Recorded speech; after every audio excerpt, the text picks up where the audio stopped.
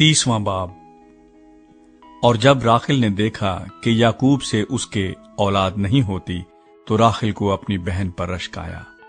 सो वो याकूब से कहने लगी कि मुझे भी औलाद दे, नहीं तो मैं मर जाऊंगी। तब याकूब का कहर राखिल पर भड़का और उसने कहा, क्या मैं खुदा की जगह हूं जिसने तुझको औलाद से महरूम रखा है? उसने कहा, देख मेरी लौंडी बिल्हा हाजिर है, उसके पास जा ताकि मेरे लिए उससे औलाद हो और वो औलाद मेरी ठहरे।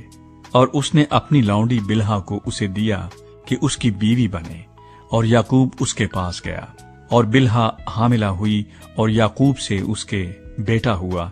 तब राखिल ने कहा कि खुदा ने मेरा इंसाफ किया और मेरी फरियाद भी सुनी और मुझको बेटा बख्शा, इसलिए उसने उसका नाम दान रखा। और राखिल की लौंडी बिल्हा फिर हामिला हुई और याकूब से उसके दूसरा बेटा हुआ। तब राखिल ने कहा, मैं अपनी बहन के साथ नहायत जोर मार मार कर कुश्ती लड़ी और मैंने फतह पाई, सो उसने उसका नाम नफ्ताली रखा। जब लिया ने देखा कि वो जन्ने से रह गई तो उसने अपनी लौंडी जिल्फा को लेकर याकूब को दिया कि उसकी बीवी बने। और लिया की लौंडी जिल्फा के भी याकूब से एक बेटा हुआ। तब लिया ने कहा, ज़हे किस्मत, सो उसने उसका नाम जद रखा। लिया की लौंडी जिल्फा के याकूब से फिर एक बेटा हुआ। तब लिया ने कहा, मैं खुश किस्मत हूं, औरतें मुझे खुश किस्मत कहेंगी, और उसने उसका नाम आशर रखा। और रूबन गेहूं काटने के मौसम में घर से निकला और उसे खेत में मुर्दम गयाह मिल गए और वो अपनी मां लिया के पास ले आया। तब राखिल ने लिया से कहा कि अपने बेटे के मुर्दम गयाह में से मुझे भी कुछ दे दे। उसने कहा, क्या ये छोटी बात है कि तूने मेरे शौहर को ले लिया, और अब क्या मेरे बेटे के मुर्दम गयाह भी लेना चाहती है? राखिल ने कहा, बस तो आज रात वो तेरे बेटे के मुर्दम गयाह की खातिर तेरे साथ सोएगा।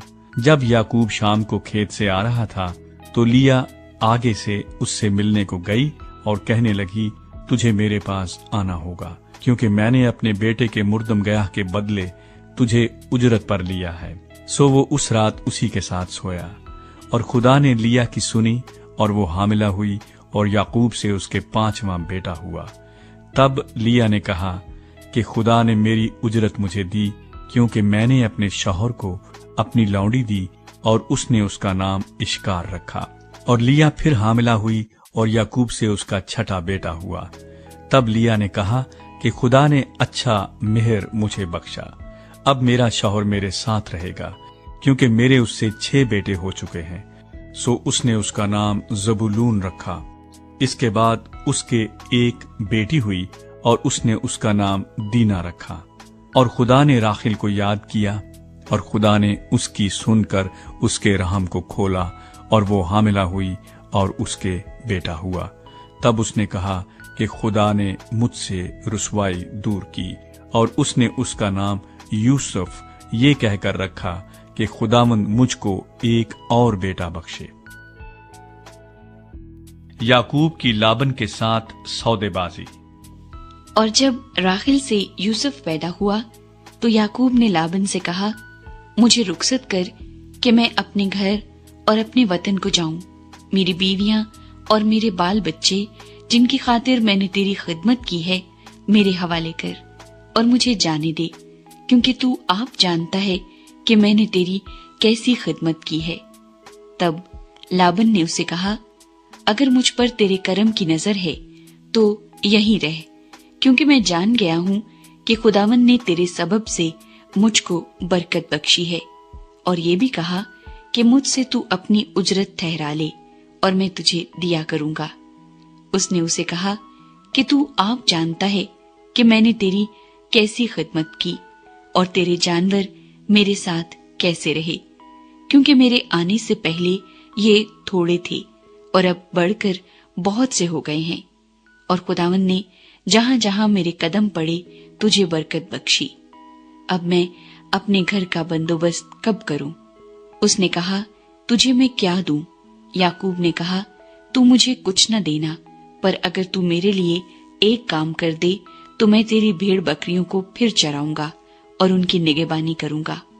मैं आज तेरी सब भेड़ बकरियों में चक्कर लगाऊंगा, और जितनी भेड़ें चितली और अबलक और काली हों, और जितनी बकरियां अबलक और चितली हों, उन सबको अलग एक तरफ करूंगा। इन्हीं को मैं अपनी उजरत ठहराता हूँ, और आइंदा जब कभी मेरी उजरत का हिसाब तेरे सामने हो तो मेरी सदाकत आप मेरी तरफ से इस तरह बोल उठेगी कि जो बकरियां चितली और अबलक नहीं और जो भेड़ें काली नहीं, अगर वो मेरे पास हो तो चुराई हुई समझी जाएंगी। लाबन ने कहा, मैं राजी हूँ, जो तू कहे वही सही।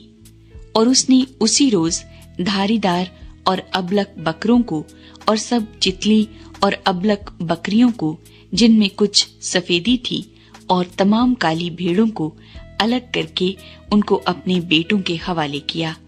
और उसने अपने और याकूब के दरमियान 3 दिन के सफर का फासला ठहराया, और याकूब लाबन के बाकी रेवड़ों को चराने लगा। और याकूब ने सफेदा और बादाम और चनार की हरी हरी छड़ियां ली, और उनको छील छील कर इस तरह गंडीदार बना लिया कि उन छड़ियों की सफेदी दिखाई देने लगी। और उसने वो गंडीदार छड़ियां भेड़ बकरियों के सामने हौसों और नालियों में, जहां वो पानी पीने आती थी, खड़ी कर दी।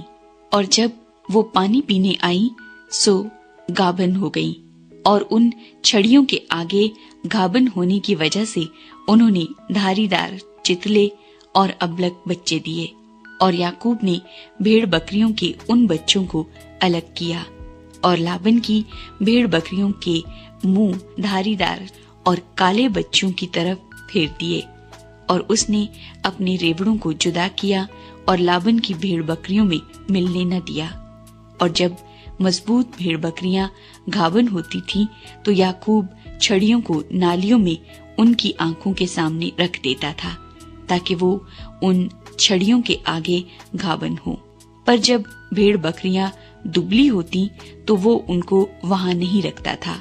सो दुबली तो लाबन की रही और मजबूत याकूब की हो गई। चुनाचे वो निहायत बढ़ता गया, और उसके पास बहुत से रेवड़ और लौंडियां और नौकर चाकर और ऊंट और गधे हो गए।